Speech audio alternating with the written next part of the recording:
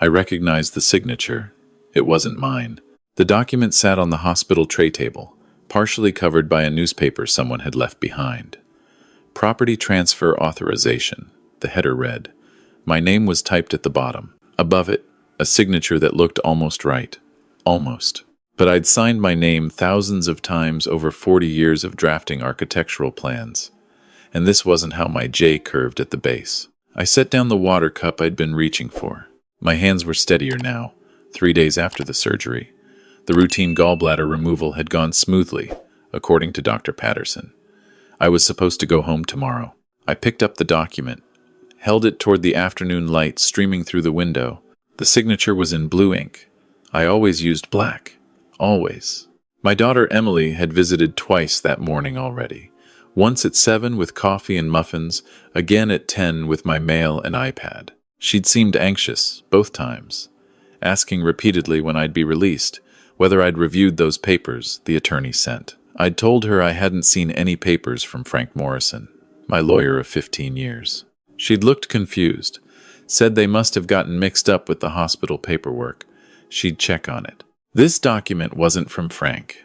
The law firm listed at the bottom was Stedman and Associates, a name I didn't recognize. The property address was my rental building on Campbell Avenue, the 6-unit complex I'd bought in 2003. According to this paper, I was transferring ownership to something called Desert Holdings LLC. I'd never heard of Desert Holdings LLC. The hospital room suddenly felt smaller. I pressed the call button. A young nurse appeared within 30 seconds, someone I hadn't seen during my stay. Her badge read Sophia. "Can you help me make a phone call?" I asked. "My cell phone is acting up, and I need to reach my attorney." "Of course, Mr. Patterson. Use the room phone. Just dial 9 for an outside line." I called Frank Morrison's office. His secretary Martha answered on the second ring. "Frank Morrison and Associates. How may I help you?" "Martha, it's James Whitmore. I need to speak with Frank. It's urgent." "Mr. Whitmore, I'm so sorry, but Mr. Morrison is in depositions all day. Can I take a message or have him call you back?" I explained I was at Good Samaritan Hospital, room 412, and needed to discuss some urgent property documents. She promised Frank would call within the hour. He called back in 20 minutes. "James," Martha said. It sounded serious. "What's going on?" I described the document I'd found. There was a long pause. "James, I haven't sent you any property transfer papers, and I certainly wouldn't use another firm's letterhead. Where did you say you found this?" "On my hospital tray. My daughter brought my mail this morning. She mentioned papers from you, but then said they must have gotten mixed up." Another pause, longer this time. "James, I'm going to ask you something, and I need you to think carefully. Has Emily or her husband Derek asked you about your properties recently? Any discussions about estate planning, selling assets, anything like that?" "Derek's been after me for months about consolidating my portfolio. He's a financial advisor, you know. Keeps saying I'm holding too much in real estate. Should diversify into his managed funds. I've told him no. Those rentals generate steady income. Have you signed any powers of attorney recently? Given anyone authority to handle your finances while you're recovering?" "Absolutely not. You know, I'd never do that without discussing it with you first." "James, I'm going to come by the hospital this evening after my depositions. Don't sign anything. Don't let anyone take any papers from your room. And James, keep that document. We may need it." After Frank hung up, I sat holding the paper, reading it more carefully. The transfer was dated 4 days ago, the day of my surgery. I'd been under anesthesia when this signature was supposedly made. The witness signatures were illegible scrawls. The notary stamp looked official, but something about the embossed seal seemed off. Too perfect, too symmetrical. I thought about the past 6 months. Derek had been unusually attentive after his financial planning pitch failed, showing up with lunch, offering to help with property maintenance, volunteering to review my insurance policies. Emily had always been close to me, especially after her mother passed 5 years ago, but lately there'd been an intensity to her visits. Lots of questions about my health, my plans, whether I'd updated my will. I'd attributed it to concern, Natural worry about an aging father living alone. Now I wondered. The door opened. I instinctively slid the document under my newspaper. It was Emily, carrying a small overnight bag. "Dad, I brought your things for tomorrow. Clean clothes, your toiletries. I figured you'd want a shower before we take you home." She set the bag on the chair, came to kiss my forehead. "How are you feeling?" "Better. Stronger." I watched her face. "Emily, did you bring any papers from my house? Anything besides my mail?" She blinked. "Papers? No, just your mail, like I said." "Why?" "I found something on my tray earlier. A property transfer document. It had my signature, but I didn't sign it." Her face did something complicated. Surprise, then confusion, then something that might have been fear. It happened fast, like a card trick. "What? That's strange. Maybe it's from before? Something you forgot about?" "It's dated 4 days ago, while I was in surgery." "That doesn't make any sense." She pulled out her phone. "I should text Derek. He handles all our legal stuff. Maybe he knows something about it." "Please don't." I said it more sharply than intended. "Not yet. I've already called Frank Morrison. He's coming by this evening." Emily's hand tightened on her phone. "You called Frank?" "Dad, that seems like an overreaction. It's probably just a filing error, something administrative. Someone forged my signature on a document transferring my Campbell Avenue property to a company I've never heard of. That's not an administrative error." She sat down heavily on the chair, still holding her phone. For a long moment, she didn't speak. When she did, her voice was different, smaller. "The Campbell building. That's the one Derek's been asking about." "I know. Dad, I need to tell you something." She looked at her phone screen, then at me. "Derek's been having some problems. With his business, the market's been difficult, and he made some investments that didn't work out. We're in trouble. Serious financial trouble." "How serious?" "We're going to lose the house. We've already refinanced twice. We owe almost $200,000 in credit card debt. Derek's firm is talking about letting him go because his clients have been pulling their accounts." I felt something cold spread through my chest. "How long has this been going on?" 2 years, maybe 3. He kept saying he could fix it, that one good quarter would turn everything around, but it kept getting worse. Tears started down her face. "I should have told you. I wanted to. But Derek said you'd think he was a failure, that you'd never respect him again." "Emily, if you needed money, why didn't you just ask me?" "I tried. 6 months ago. Remember when I mentioned Derek had a great investment opportunity? You said no." "I did remember. Derek had wanted $200,000 to invest in some cryptocurrency venture. I'd declined because it sounded reckless, but I'd offered to help them if they were struggling. Emily had insisted they were fine, just looking for growth opportunities. That's not the same as asking for help with debt." "I know." She wiped her eyes. "Derek said asking would make him look weak. He said we needed to be strategic about it. He talked about your estate, about how we'd inherit eventually anyway. Maybe there was a way to access some of that liquidity sooner." The cold feeling was spreading. What did he mean by strategic? "I don't know. I mean, I didn't think he meant anything illegal. He just kept talking about estate planning, about setting up trusts, about how it would be smart to transfer some properties into an LLC for tax purposes. He showed me articles, talked to his lawyer friend about it." "Did he talk to you about power of attorney?" Emily looked at the floor. She nodded. "When?" "Last month. He said it would be smart to have something in place in case anything happened to you during surgery. Just temporary. Just to make sure someone could handle your affairs if there were complications. He had papers drawn up. I told him we needed to wait, to talk to you about it properly." "Did you sign anything?" "No. I swear, Dad, I didn't sign anything. Derek got angry with me. We fought about it.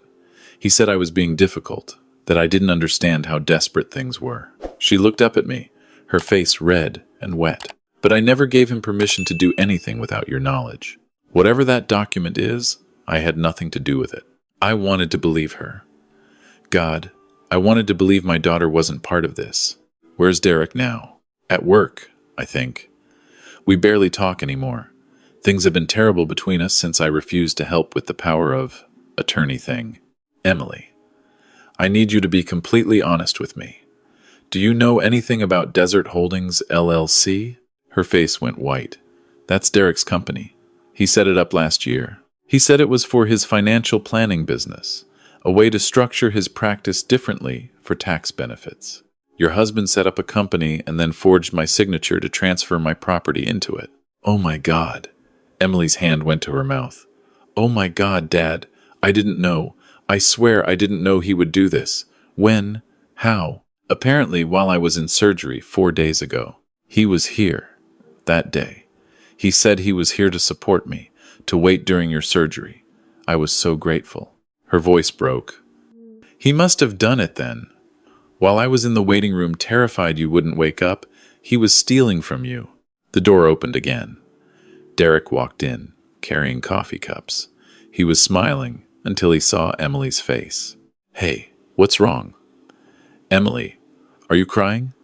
He set down the coffee, looked at me, then back at her. What happened? Dad found the papers. Emily's voice was flat. Derek's face didn't change for 3 full seconds. Then something shifted behind his eyes. His jaw tightened. What papers? I pulled the document from under the newspaper. The property transfer papers with my forged signature. The ones transferring my Campbell Avenue building to your Desert Holdings, LLC. He looked at the paper, then at me. To my surprise, he didn't deny it.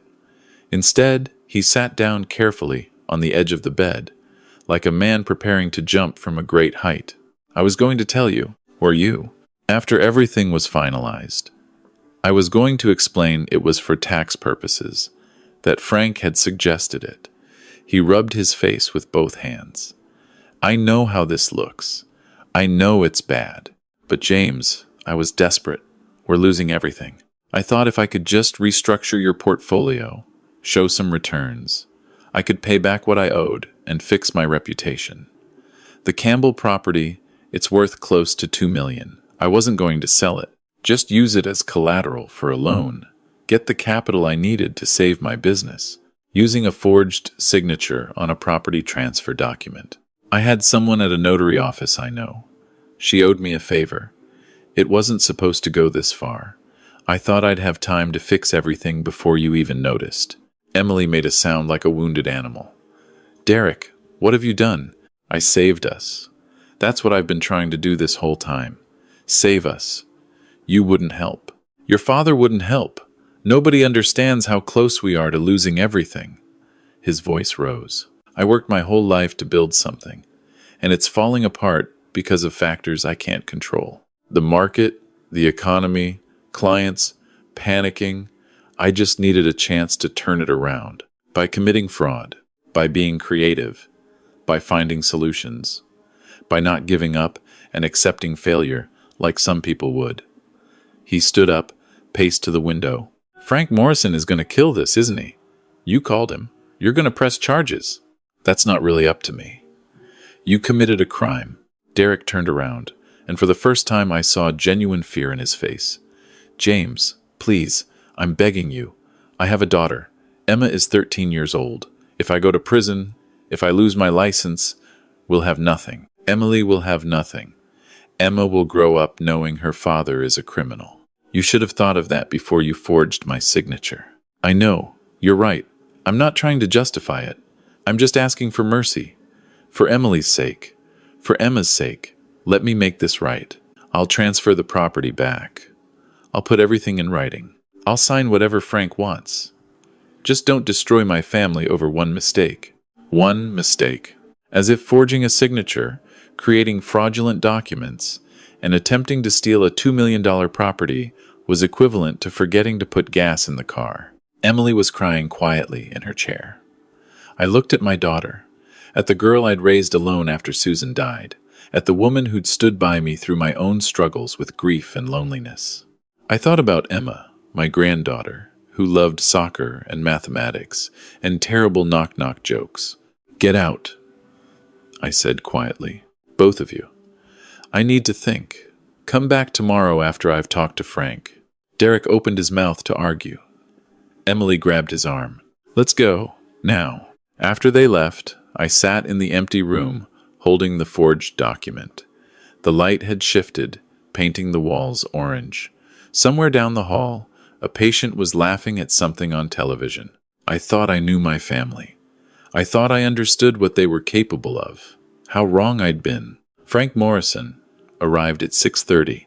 He was a stocky man in his late 50s, with steel gray hair and the permanently skeptical expression of someone who'd spent 30 years reading contracts. He studied the document for 10 minutes without speaking, occasionally pulling out his phone to photograph details. "This is sophisticated," he finally said. "The notary stamp is fake, but it's a good fake. Someone knew what they were doing. The witness signatures are illegible, which is standard in fraud cases, makes them impossible to verify. The company registration for Desert Holdings is legitimate. Your son-in-law filed it properly with the state last year. So it's real fraud, not amateur hour. Absolutely real. The signature analysis alone will be enough for criminal charges. We can prove you were under anesthesia when this was supposedly signed. Hospital records will confirm that. But James, before we go that route, I need to ask what you want to happen here." I'd been thinking about this for 2 hours. I want my property protected. I want to make sure Derek can never do this again. Beyond that, I don't know. He could go to prison, 5 to 10 years for this level of fraud. He'll lose his financial advisor license permanently. His career is over regardless. And Emily, from what you've told me, she doesn't appear to be directly involved. Naive, maybe? Willfully ignorant, possibly. But not criminally liable unless we find evidence she knew about the forgery. She didn't. I believe that. Frank nodded. Then we have options. We can pursue full criminal prosecution. We can negotiate a civil settlement where he makes restitution and signs agreements preventing future contact or financial dealings with you. Or we can do something in between. What would you recommend? That depends on what you want for your family. Do you want justice or do you want peace? I want my daughter to be okay. I want my granddaughter to have a future. I don't want Derek near my finances ever again. Beyond that, I trailed off. Think about it tonight. We'll talk tomorrow. In the meantime, I'm filing emergency paperwork to freeze any transactions involving your properties. Nothing moves until we resolve this. He stood to leave, then paused. James, I'm sorry. Nobody should have to deal with this, especially not from family. After Frank left, I tried to sleep, but couldn't. I kept replaying moments from the past 6 months, seeing them differently now. Derek's sudden interest in my health, Emily's questions about my will, the way they'd both been so enthusiastic about me having this surgery at Good Samaritan specifically. Derek saying his friend was on staff there and would make sure I got excellent care. Had that friend been the notary? Around midnight, someone knocked softly on my door. I expected a nurse doing rounds. Instead, a man I'd never seen before stepped in. He was Hispanic, maybe in his 50s, wearing the blue uniform of the hospital maintenance staff. His name tag read Miguel. "Mr. Whitmore? I'm sorry to bother you so late. I'm Miguel Hernandez. I clean the floors on this wing." He spoke carefully, with a slight accent. "I need to tell you something. I heard you and your daughter talking earlier. I was cleaning outside your room, and I heard raised voices. I wasn't trying to listen, but I heard the name Derek and something about property papers." I sat up straighter. "Yes? 3 days ago, I saw your son-in-law in the records area, on the 3rd floor. I only noticed because he was wearing visitor clothes, but was in a staff-only area. He saw me looking and said he was lost, looking for the cafeteria. I showed him the way. But now, he hesitated. Now I think maybe he wasn't lost. The 3rd floor. What's in the records area? Medical records storage, old files that aren't digitized yet. Also some administrative offices. There's a notary service office there too, for patients who need documents witnessed." I felt my pulse quicken. "Is there security footage?" "I don't know. Maybe. I just thought you should know what I saw." He shifted his weight nervously. "In Mexico, before I came here, I was an accountant. I worked for a bank. I've seen fraud before.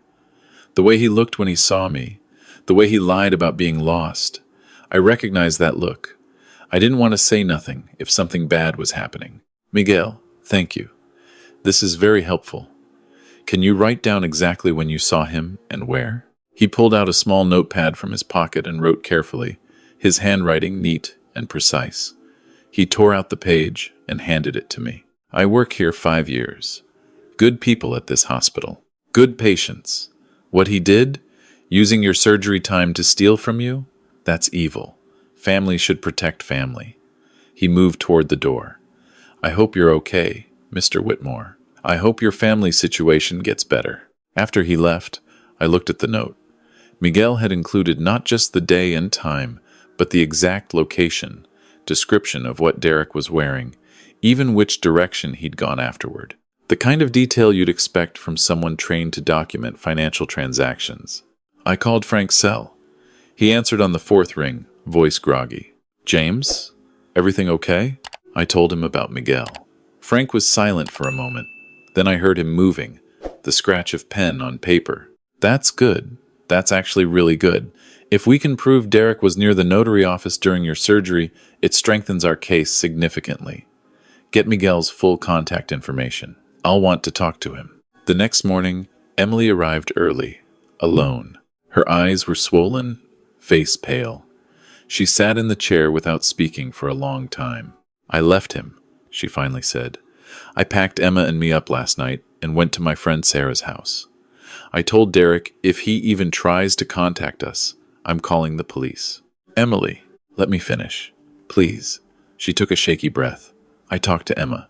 I told her there were serious problems between her father and me, that we needed space. I didn't tell her about the fraud. Not yet. But I will, if I have to.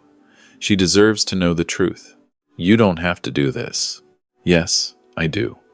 Dad, I've been lying to myself for 3 years, telling myself Derek's problems were temporary, that he just needed one break, one good deal, ignoring red flags because it was easier than facing the truth. He asked me to help him forge a power of attorney. He actually asked me to help him steal from my own father, and part of me wanted to say yes because I was so scared of losing everything. She wiped her eyes angrily. I'm done being scared. I'm done enabling him. Whatever consequences he faces, he earned them. And what do you want? For yourself and Emma? I want to start over. I want to go back to work. I used to be a good graphic designer before I quit to support Derek's career. I want Emma to see her mother standing up for what's right, even when it's hard. I want to be someone you can be proud of again. I've always been proud of you. You shouldn't be. Not lately. She reached into her purse and pulled out a thick folder. These are all the financial records I could find. Derek's business accounts, our personal accounts, credit card statements, everything. I think there might be other things you don't know about yet. Other properties or accounts he might have tried to access. I want you to have everything so Frank can see the whole picture. I took the folder. It was surprisingly heavy.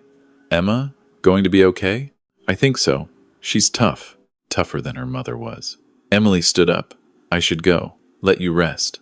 But Dad, whatever you decide to do about Derek, I support it. If you want to prosecute, I'll testify. If you want to settle privately, I understand. Either way, he's out of our lives. After she left, I spent the morning going through the financial documents. It was worse than I'd thought. Derek hadn't just targeted me. He'd taken out loans using Emily's parents' home as collateral without her knowledge. He'd borrowed against his business accounts and clients' investment funds. The debt wasn't $200,000. It was closer to $700,000. He'd been running a sophisticated shell game for years, robbing Peter to pay Paul, staying one step ahead of collapse. Until now. Frank arrived after lunch with a younger man he introduced as Peter Chang from his firm. They'd spent the morning reviewing security footage from the hospital. We've got him, Frank said without preamble. Derek entered the 3rd floor administrative wing at 1:47 p.m. on the day of your surgery. He went directly to the notary services office. He left at 2:23 p.m. We also have footage of him earlier that morning entering the surgical wing, going to the nurse's station where your pre-op paperwork was stored. We're getting sworn statements from staff. What about the notary? She's denying everything. But her story is falling apart. Apparently, Derek did some work for her ex-husband's business, and she owed him a favor. We're negotiating with her attorney now. She'll likely cooperate in exchange for reduced charges. I felt sick. So he planned this. It wasn't desperation or a spur-of-the-moment mistake. He planned it carefully, meticulously. The LLC was registered months ago. He had the transfer documents drafted weeks in advance. He just needed an opportunity when you'd be incapacitated and couldn't interfere. Frank sat down. James, we need to make a decision. The DA is already interested. This kind of fraud, the sophistication involved, they want to prosecute. What are my options? Option 1, full prosecution. Derek goes to jail, probably 5 to 7 years. You get your property secured, but your family is torn apart publicly. The trial will be covered by local media. Emma will see her father on the news. Option 2, civil settlement.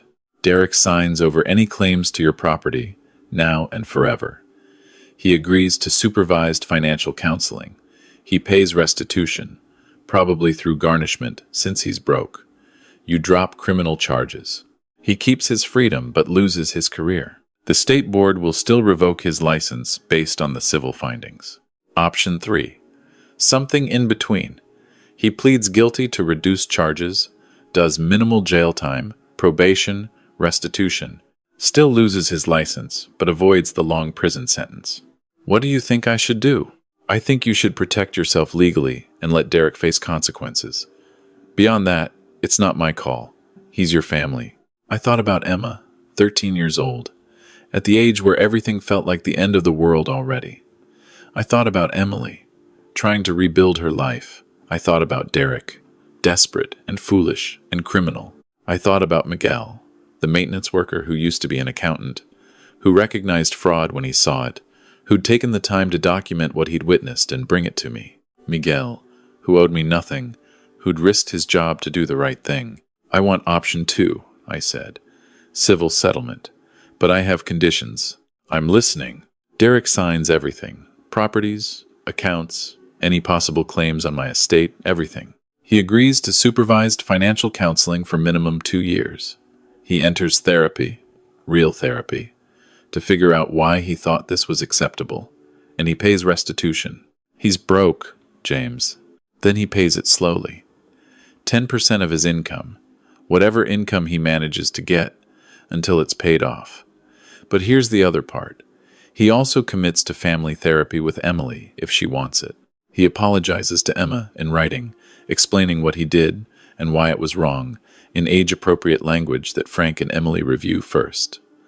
And he never, ever contacts me directly again. All communication goes through attorneys. Frank made notes. That's reasonable. I think we can make that work.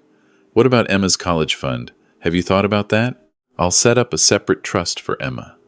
Derek has no access, no knowledge of the details.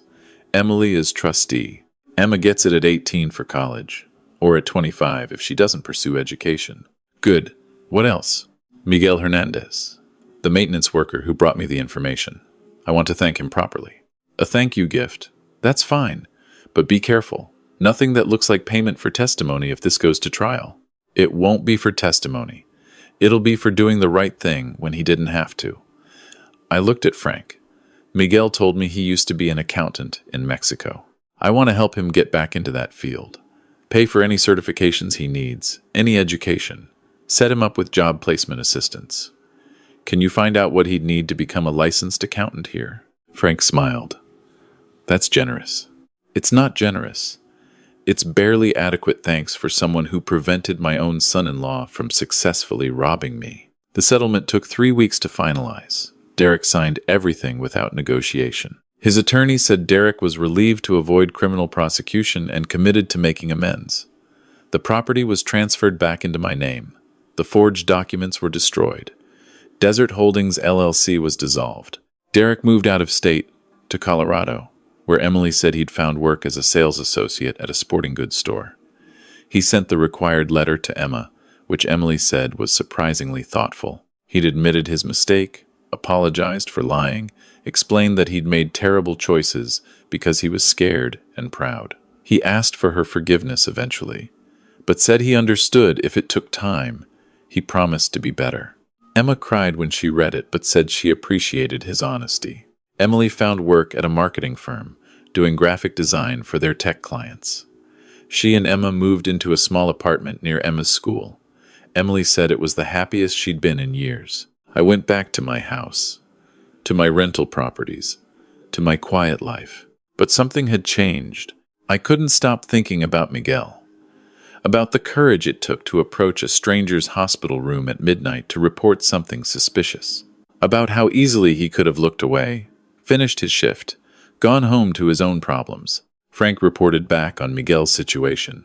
He'd been an accountant in Guadalajara for 15 years before immigrating to the United States 12 years ago. He'd taken the maintenance job at the hospital because it offered healthcare benefits for his wife, who had diabetes. He'd never pursued accounting certification here because he couldn't afford the costs and the time away from work.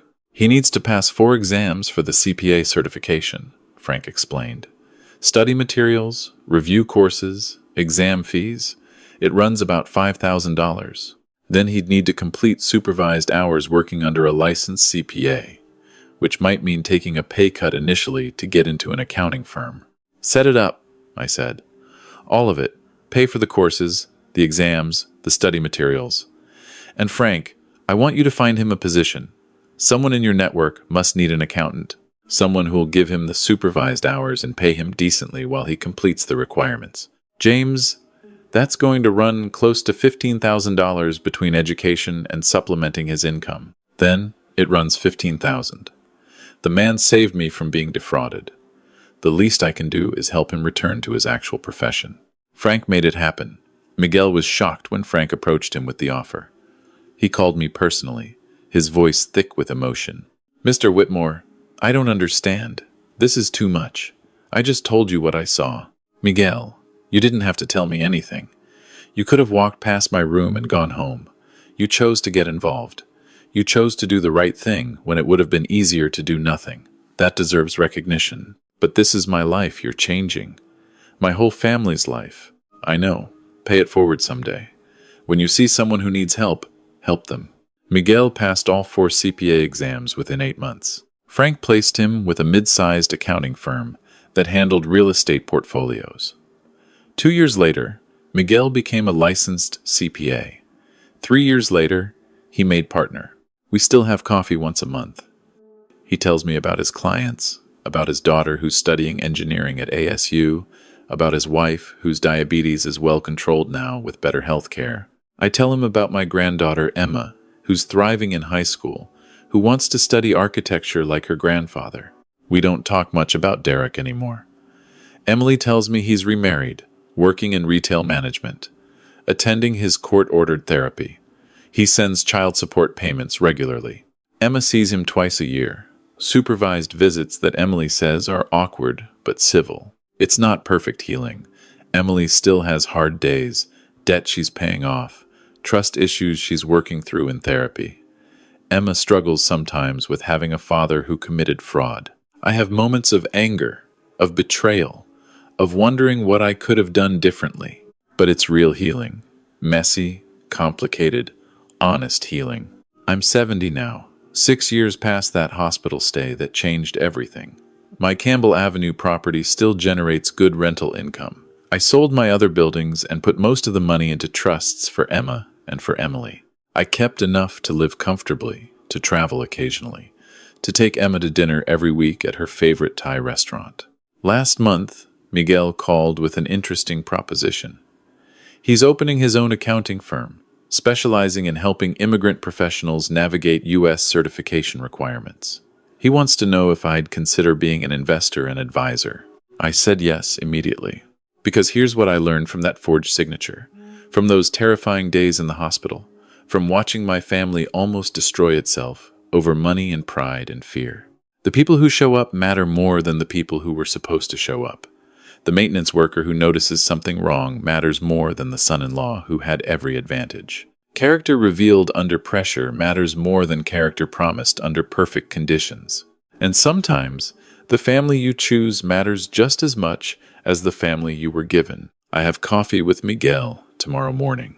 We're meeting to discuss his business plan, to talk about the other Miguel Hernandezes out there, working maintenance jobs or driving taxis or cleaning houses. People with degrees and experience and credentials that don't translate People who just need someone to give them a chance. People who deserve the opportunity to return to who they really are. My daughter Emily is joining us. She's designing the marketing materials for Miguel's new firm. She's good at it, really good. She's building something, becoming someone, showing Emma what it looks like to start over with integrity. Emma will be there too. She wants to ask Miguel about his accounting career for a school project on professional pathways. It's not the family I expected to have at 70. It's better, because it's built on truth instead of obligation, on respect instead of assumption, on people who chose to show up instead of people who were supposed to. That forged signature 6 years ago didn't just try to steal my property. It revealed who people really were when everything was on the line. And in the end, that revelation was worth more than any building I own.